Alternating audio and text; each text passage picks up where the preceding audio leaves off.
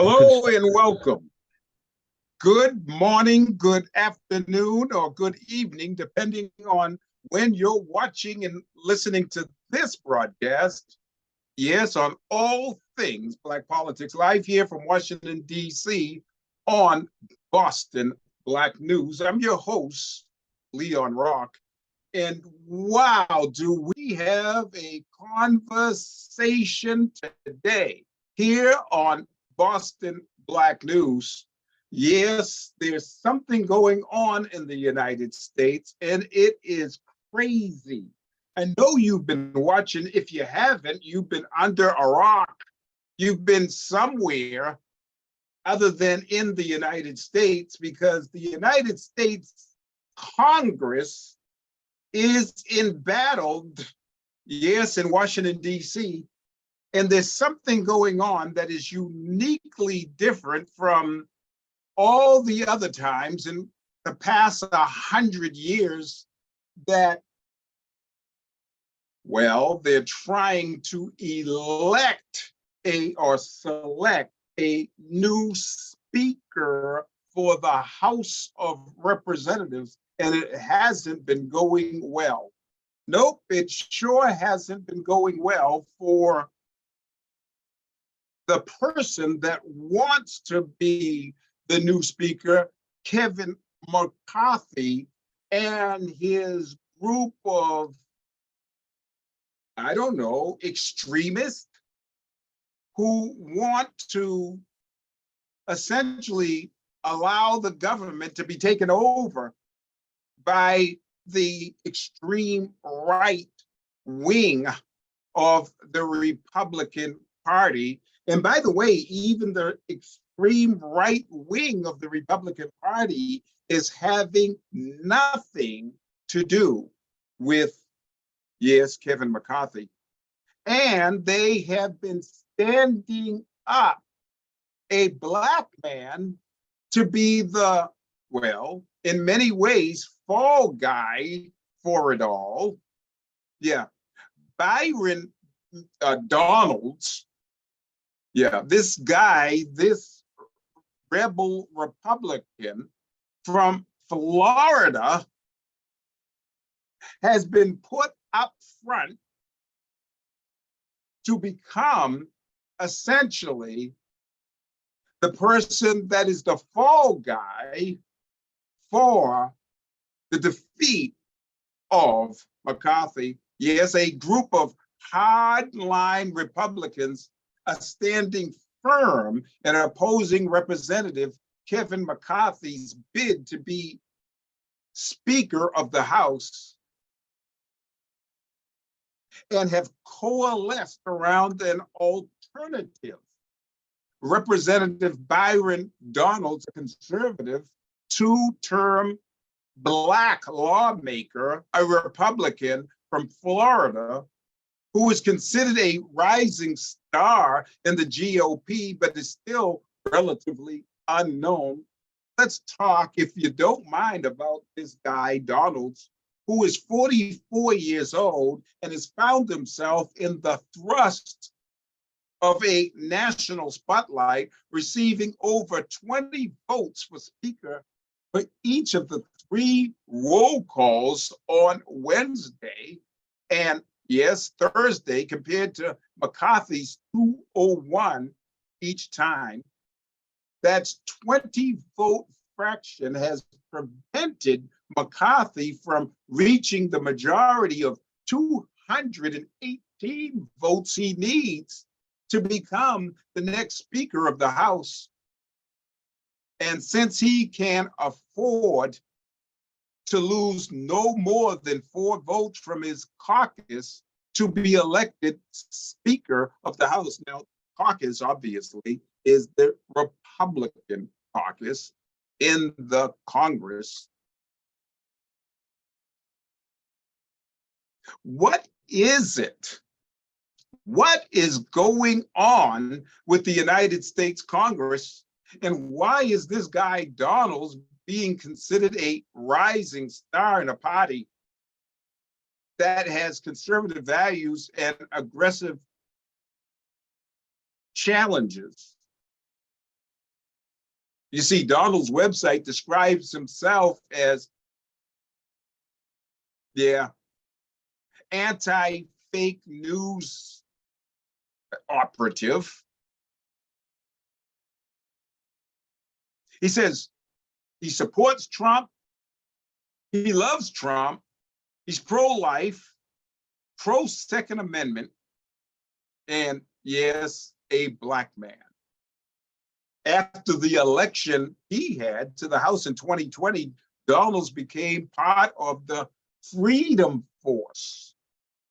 A group that positions itself as the conservative counter of the left-wing lawmakers elected in 2018, known as the Squad, in which our Massachusetts representative is a member of.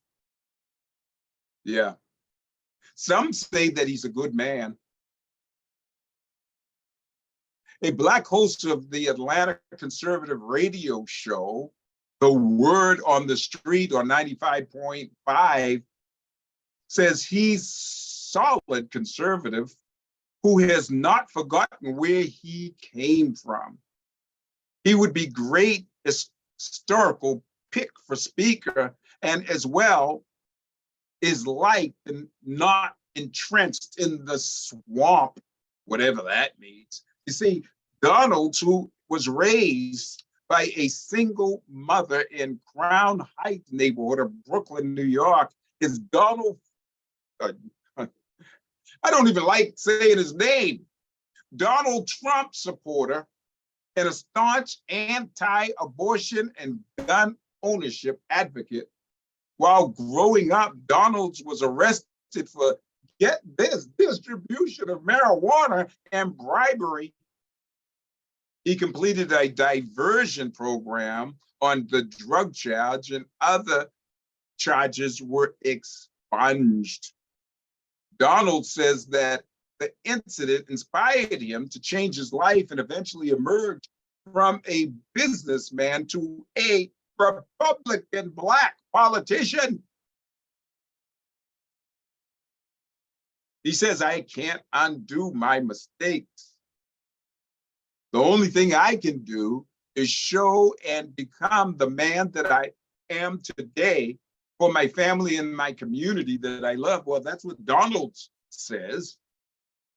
You see, he was elected to the Florida House of Representatives in 2016 after losing a run for Congress seat as part of the Tea Party movement. Can you believe that? In 2012, the Tea Party? In 2020, he won a crowded Republican primary before handily beating Democrat Cindy Banai in her race to represent Florida's 19th district. Get this now, in 2021, Donalds was denied membership in the Congressional Black Caucus. Now, hold on a minute.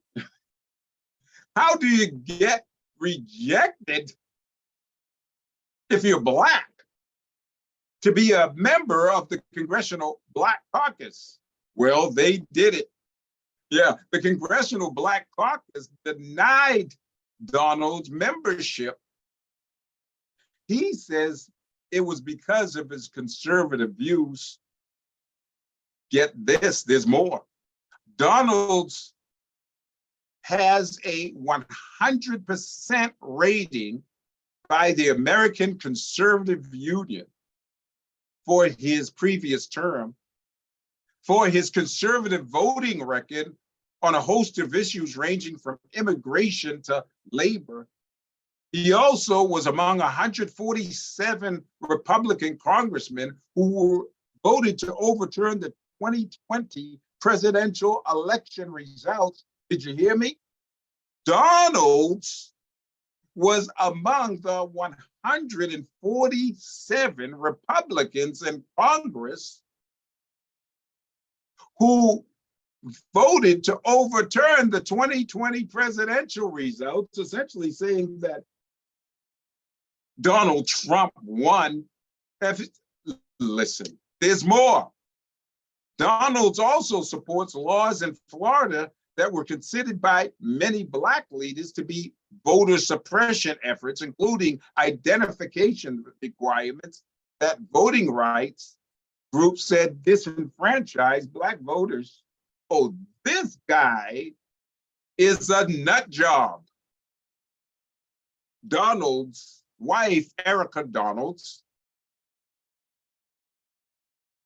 with whom they have 3 children, is also a conservative Republican involved in state politics. She has served on the Collier County School Board and as vice chairwoman, and was appointed in 2017 to the Florida Constitutional Revision Commission, which meets every 2 decades to evaluate proposed amendments to the Constitution in Florida. Oh, this guy right here is some kind of nutty. But the Democrats are having none of it. And they have a different take on Donald's nomination. Representative Cori Bush out of Missouri, who is Black, tweeted that he's being used as a prop for the Republicans. Yep, he is. There's no question, no doubt, that he's being used as a political prop. Yeah, despite being Black, he supports a policy agenda intent on upholding and perpetuating white supremacy. Oh, this guy is similar to, in many ways, Clarence Thomas.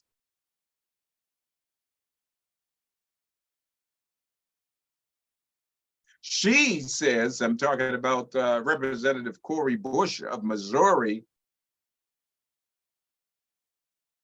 his name being in the mix of the conversation about who should be the next speaker is not progress, it's pathetic. Well, that's what we know about Byron Donalds. Pretty interesting character, I'll tell you. But there's more, my good friends.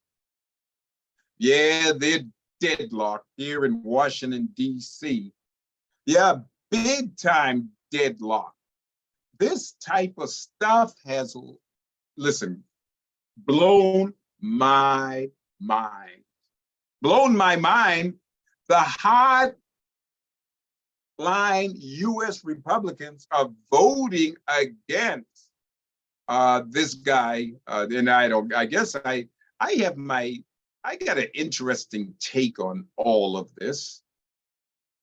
You see, because there's about 20 hardline Republicans in the U.S. House of Representatives that have voted against the California Republican Kevin McCarthy in his bid to become the next Speaker of the House.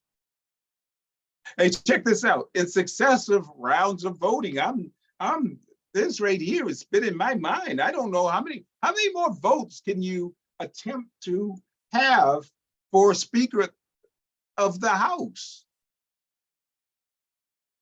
Why doesn't he just give up? How do you give someone 10 opportunities for interviews? Wait a minute. If you're being interviewed for a job, do you get an opportunity to have 10 interviews and get rejected by the committee that is interviewing you? And then you say, hey, guess what? Can I come back for another interview?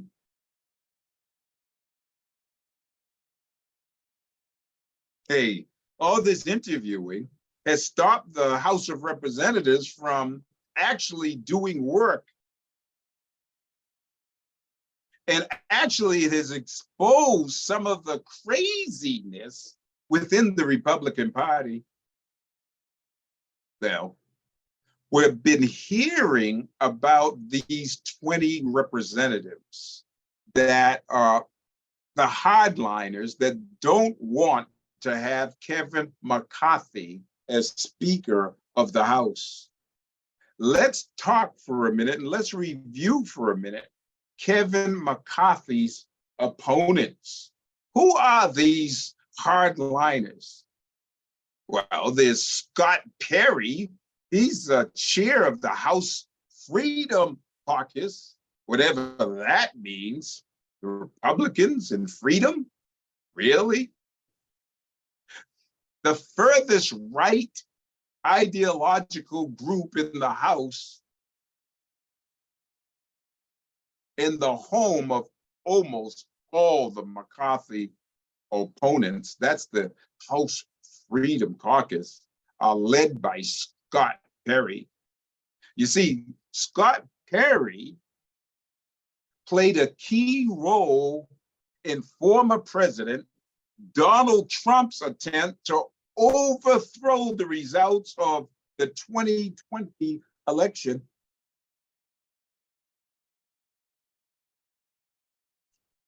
Yeah. 2 years ago, on this date in this time,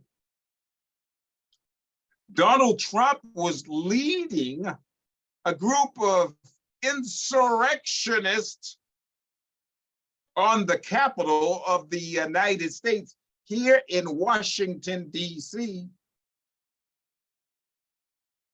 I got a chuckle yesterday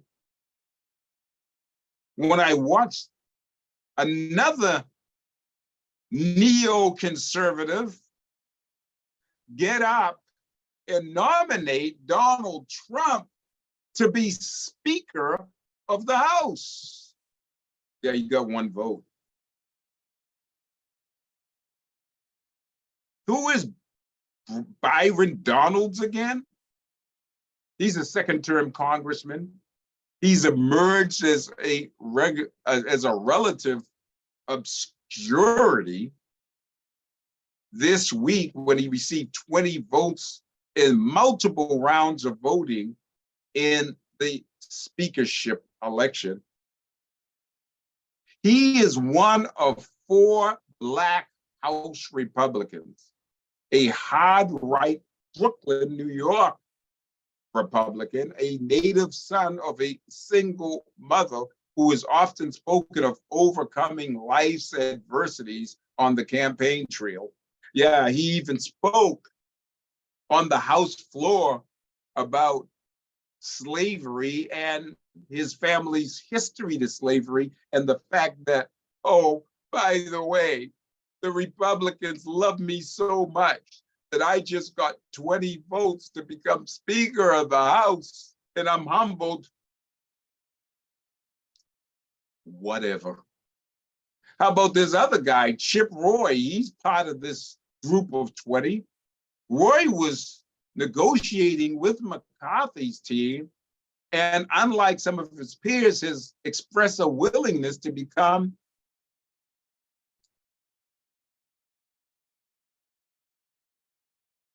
come up with an agreement to have McCarthy, the Republican, become the next speaker. Yeah, Chip Roy is widely known in Congress as an obstructionist.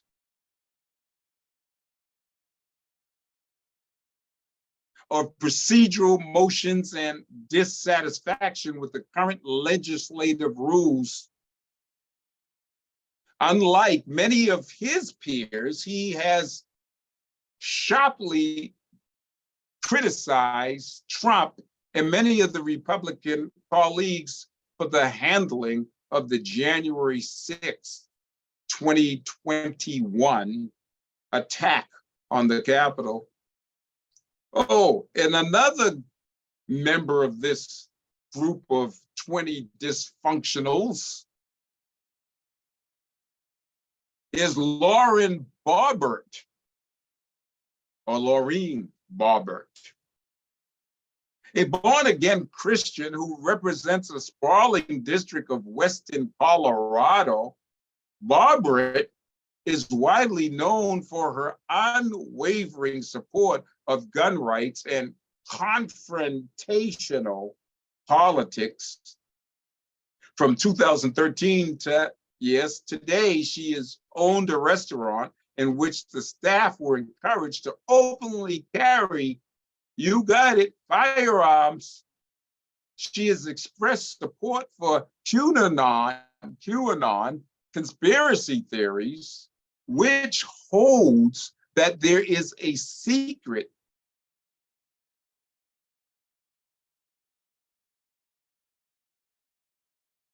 pedophile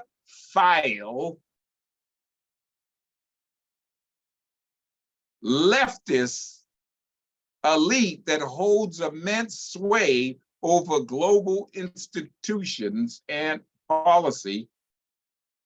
Boebert is also one of the top fundraisers among House Republicans and brought in more than $7 million for her re-election bid to eke out the closest win of the midterms in November. Yeah. Another, what do you call him now? Trumpster. How about Andy Biggs, an Arizona lawyer who was once won a $10 million sweepstake prize before rising to the top of the state Senate? Biggs ran against McCarthy for the first round of voting for the speaker. Yeah, he was among the lawmakers who most aggressively promoted Trump's false claims that his 2020 election loss was a fraud. Oh, there's another guy, Matt Gaetz. Oh, this is the 20 losers, and I'm talking about political losers, not losers in the sense that they lost their elections, they won their elections, but these bunch of losers. Matt Gaetz, one of McCarthy's most vocal opponents, is another prominent gun control opponent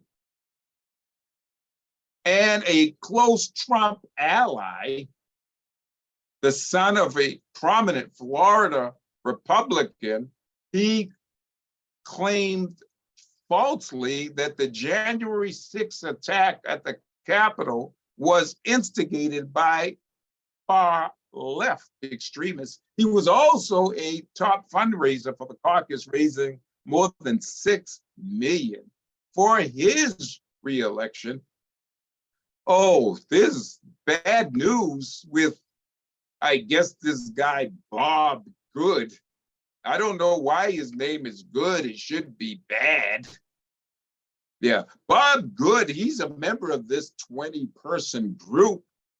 He's deeply religious, a social conservative who represents the largely rural district in West Virginia. Good is among the members who have said that he would not vote for McCarthy under any circumstances. Oh, what a group this is, right? Like others who voted against McCarthy, he was a proponent,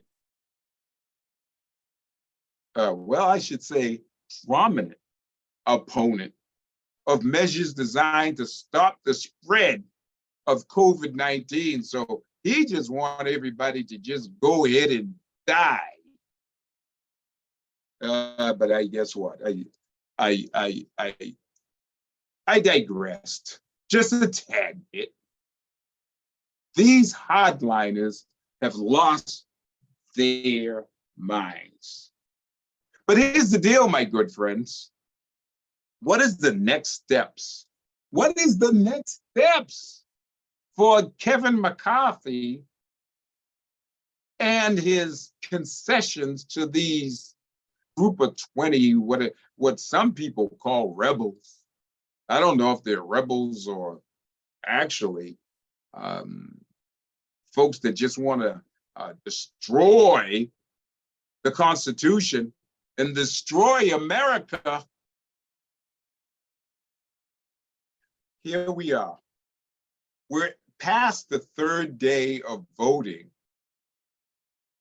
But here's the bottom line. It's really, really unclear if the U.S. House of Representatives is any closer to electing a speaker.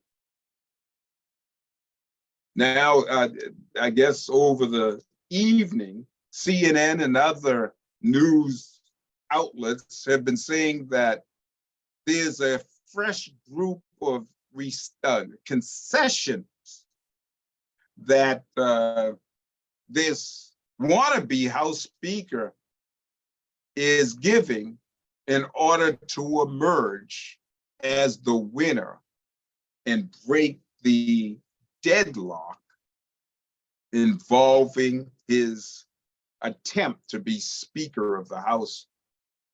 Republicans won the chamber, the House chamber, in the midterms, but Kevin McCarthy, who has served as the party's essentially leader for the past 4 years, has, as I indicated before, 20 Republicans standing between him and what is called the gavel. But these 20 Republicans aren't budging, my friends.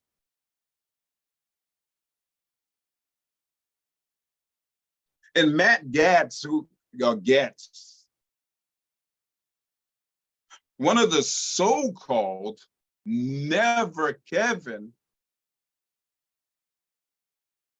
described McCarthy as a desperate guy and said his request was simple: for him to drop out of the race.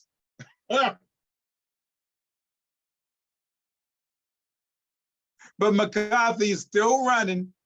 Actually, in the next half an hour, they're supposed to reconvene here in Washington, D.C. We'll see how that plays out. But here's a scenario, my good friends. Here's a scenario on what could happen. Here's scenario one. Kevin McCarthy prevails. He wins. Now, the current strategy that Kevin appears to be involved in is to fight a war of attrition. Just keep on going back and counting the votes that remain the same. His supporters will keep placing his name in nomination until those in opposition get tired of voting against him. Just keep on pushing his name, keep on pushing his name. Doing the same thing, but expecting different results is what?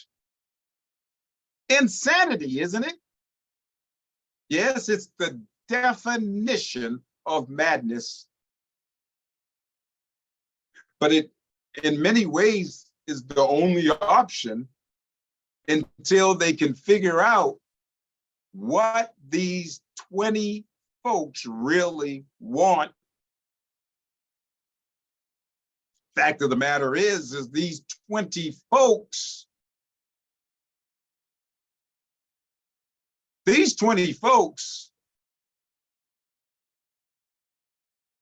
aren't concerned about McCarthy in many ways. They just don't want McCarthy. Yeah. Overnight on Wednesday and Thursday, McCarthy offered a number of concessions, including a seat on the influential Rules Committee, which sets terms for the debate on legislation in the chamber, in the House of Representatives. He also agreed to lower the threshold of triggering a vote to whether to unseat the Speaker only by one House member. Did you hear me? He wants to, well, this group of 20 have demanded that the Speaker agree to set into motion a plan that allows for one member of the House to essentially say that one member of the House can call to question and bring the opportunity to unseat the Speaker, just one member. Yeah. While these officers may be able to win over some holdouts, they may not be enough to get him all the way to essentially the finish line. Yeah, in many ways, his hope of momentum towards a victory is in many ways a way to pressure those who are opposing him to throw in the towel and placate rank and file members on his side who are getting increasingly frustrated at the ongoing deadlock. McCarthy could hopefully, in his opinion,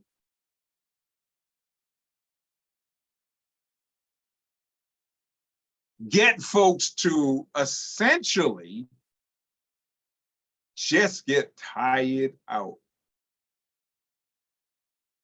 McCarthy also is hoping that Democrats will tire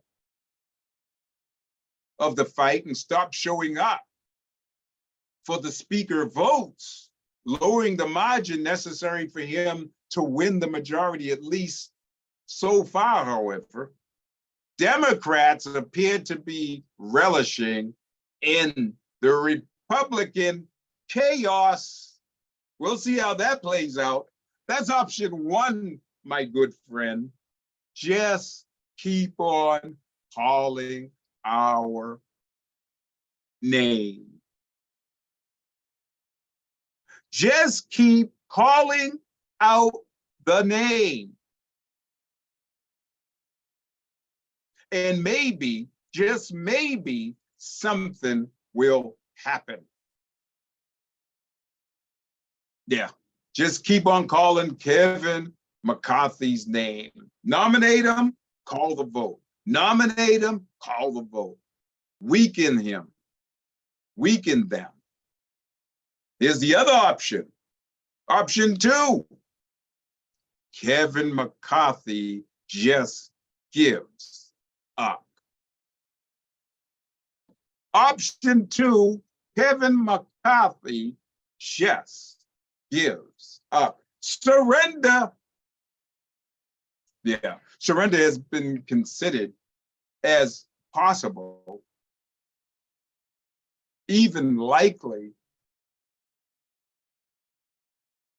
if after this weekend he fails, or this week he fails. At this point, the Republicans who are currently supporting McCarthy may decide the best move is to give the hardline Republicans his scalp and try to move on, because that's what the Republicans want, my good friends.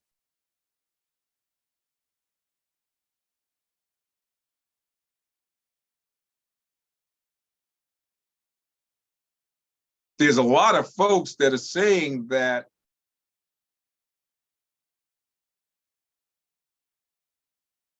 the Republicans are getting tired.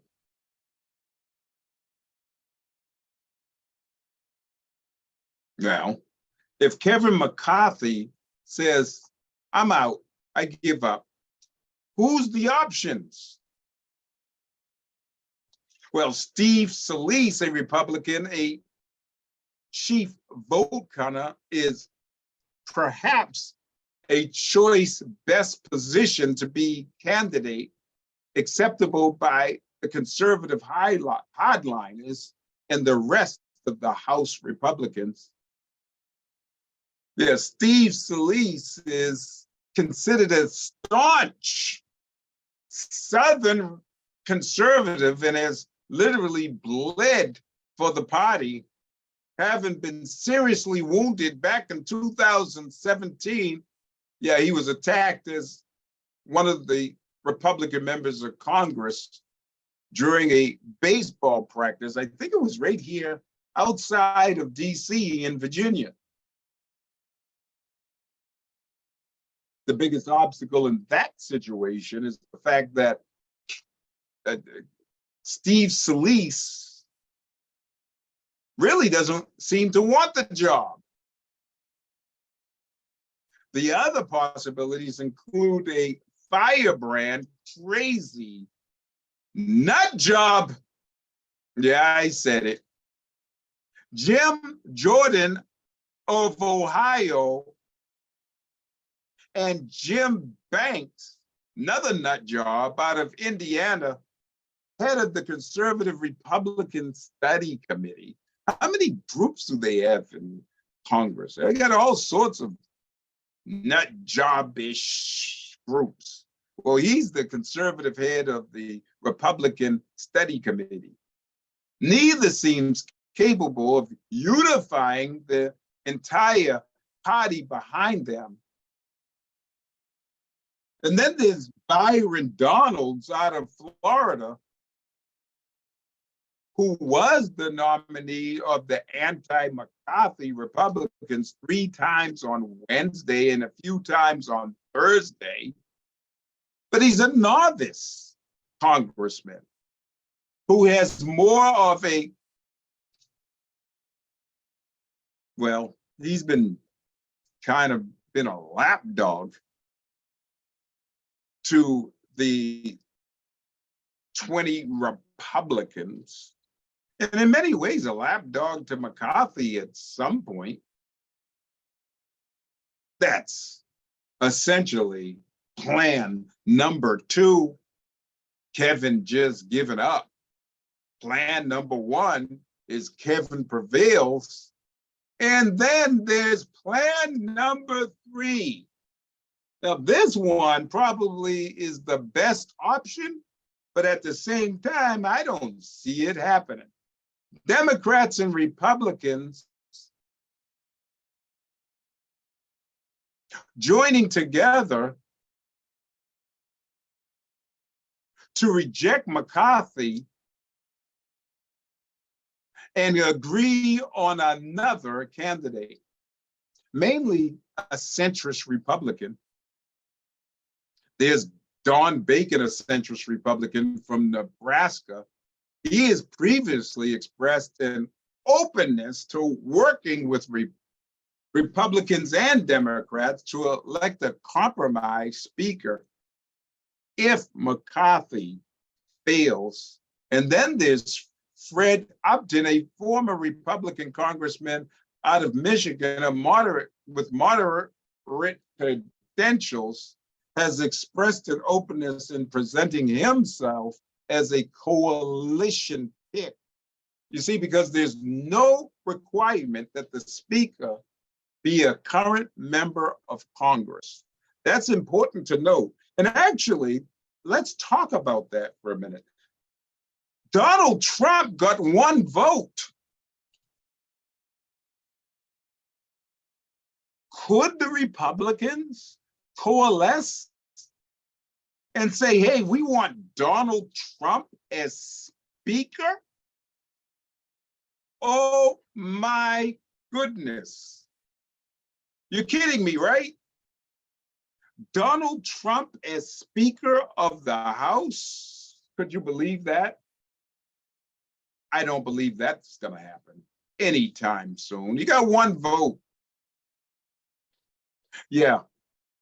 Fred Upton, a former Republican congressman out of Michigan with those moderate credentials, has said that he is interested in becoming Speaker as well. And there's some talk of sweeteners for the Democrats, like rules changes that would allow them to introduce legislation or more people on powerful committees. All this would require a sizable number of Democrats to go along with the plan, which today, with a sharply divided House Republicans and Democrats is unlikely to happen. And any Republican who works with Democrats would instantly be persona non grata amongst most conservative Republicans. In other words, guess what? You support the Democrats and come up with a Democratic Republican plan and you support it, guess what? You're out of position and power. Given the House is already in uncharted territory by, in many ways, modern standards, no option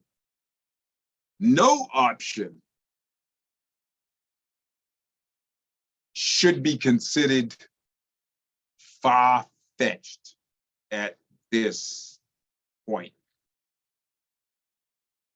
This is Leon Rock, and this is All Things Black Politics, live here from Washington, D.C. Speaking of Washington, D.C., my good friends, you know something that is pretty interesting.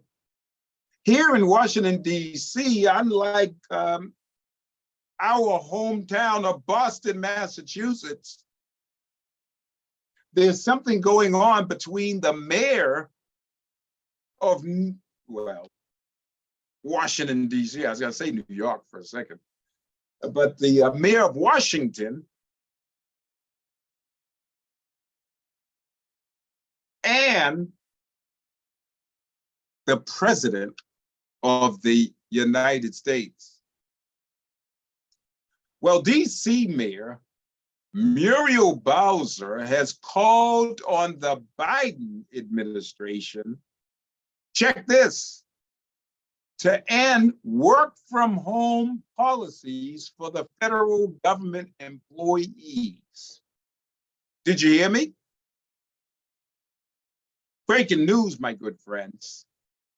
D.C. Mayor Muriel Bowser has called on the Biden administration to end work from home policies for federal government employees, highlighting, she says, that offices throughout the District of Columbia are empty because of remote work policies, period. She says that Washington, D.C., like many other major cities, including Boston, Massachusetts, has seen a rise in vacant office buildings as work from home protocols remain in place across, yes, multiple sectors. Bowser leaned in and leaned on the Biden administration to drop the policies in her inauguration speech for her third term in office this week. Bowser is attempting to attract 100,000 new residents to the city, and she explained that this is the time for the federal government to refill the spaces with government employees or take advantage of the opportunity to attract and house more residents. She says in many ways that, and this is a quote, we need decisive action by the White House to either get most federal workers back to offices most of the time, or realign their vast property holdings to use by local government, by nonprofit, by businesses, and by any other user to revitalize it, as an example, for housing. Converting office space into housing is key to unlocking the potential of reimagining more vibrant downtown. That's pretty interesting, Mayor Bowser. So you want to have all the federal workers come back to their jobs, working in offices. Wow. So if the federal workers come back to their jobs and stop working from home, then private industry will follow suit and mandate that all their workers essentially go back to work in offices. I'm not sure that that is going to be a great option for federal workers and not a great option for the average worker in the Metro Washington, D.C. area, if in fact the nation, people love working from home. That's a fact, Jack. People love working from home. I don't think you're going to get these federal workers to go back to work after the convenience that they have had in working from home. I don't see it. Maybe you do. This is All Things Black Politics. I'm your host, Leon Rock. So, Mayor Bowser wants you, Mr. President, to end telework policies for federal workers. Well, I don't think that that's a wise decision. And as I said, in many ways, I don't even think the workers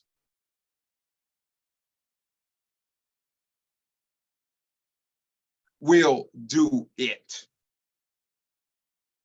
I don't think the workers want to have this. What do you think? Do you think that workers should be mandated, federal workers should be mandated to go back to those cubicles doing work? Actually, the fact of the matter is that workers that are working from home are more productive. Data is showing, by the way, this is data that is readily available. In fact, there's been research on it for over the past couple of years after COVID, or during this COVID. COVID's still here, folks. There has been research that shows that in order for productivity, it is better for federal workers to work from home. And it's better for corporate America. And by the way, corporate America knew. It understands that they're getting more productive hours out of people when they work from home. You know, because when people are traveling to work, it gets and takes them a while to actually get to the job and wind down from the traffic and the chaos of traveling to work. By the time they start working, even if their job is at 9 a.m., by the time they get working, it's about 10:30, 11 o'clock. In actuality, another hour, time for lunch, time for a break, time for non-productivity. And by the time 4 o'clock comes around, because they get out at 5,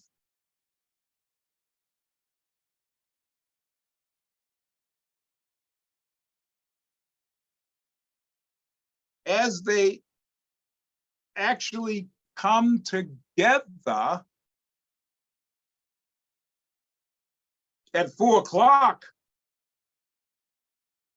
to finish up on their work and shut down their desk or whatever they're doing at the office, it's wind down time at 4 o'clock. So think about it. 1 to 4 is your productivity period. After that, it's done. 4 o'clock, they're just ready to get out of their work situation. That's a fact. So, with all due respect, by the way, I do like Mayor Muriel Bowser, but on this one, I'm not sure if this whole idea of trying to put pressure on Joe Biden and the Joe Biden administration on ending work from home policies for the federal government is the best use of her time. You see, because federal employees are not having it after 2 years of having a certain level of comfort, being able to get up in the morning, and actually, as I said, they're productive, get up at 8 o'clock to get behind their computer or get behind Zoom conference calls and do their work from home. You see, because you get a strong 4 or 5 hours at the front end of the morning and another 4 hours at the middle of the afternoon or in the afternoon. So you're getting a solid 8 or 9 hours of work, sometimes even more. So the logic behooves me, but it is what it is. That's the United States. That's the District of Columbia. That's Washington, D.C. And that's politics in America. Oh, by the way, congratulations to the new governor of Massachusetts. Yes, Massachusetts has a new governor. By the way, here's the deal with Massachusetts governor. And I salute her for her success in becoming the next governor of Massachusetts. Female and openly gay governor of Massachusetts. Oh, one other thing that I wanted to talk about. We got about 2 minutes. We got about 2 or 3 minutes. And that is, I wanted to cover this issue, which is pretty interesting. Not sure if you've heard about this. This is a Boston politics thing. And that is that the Boston Police Department, not sure if you heard about this, just announced, if I'm not mistaken, today or yesterday or today. The Boston Police Department is putting out a dire call for other Massachusetts cops to transfer into Boston. Did you hear me? The Boston Police Department is putting out a call for cops from other departments to move to the city to become a Boston police officer. Yeah. Michael Cox, commissioner of the Boston Police Department, wrote a letter to the Massachusetts Chiefs of Police Association saying, I regret that we have to take this step, but Boston Police Department is in dire need, a dire position. He says, although we have made every effort to increase our ranks, retirement continues to have significant impacts on the day-to-day operations of the department. I hope you are able to enhance, our recruiting efforts by calling on, lateral transfers in an effort to add to our ranks and have resources to place more officers on the beat for the summer months. Well, that should be interesting. I'm wondering how that's going to play out. How many African Americans are on other police departments across the Commonwealth of Massachusetts? And how many Black police officers are going to be recruited into the police department through that vehicle? I'm not sure. That's a conversation, I'm sure, for the group Mamleo, who has a broadcast here on Boston Praise Radio and TV. Well, I only got 1 minute to go, and I just want to say thank you for coming in to join me in this conversation about the politics of Washington, D.C., my good friends, and it's crazy here.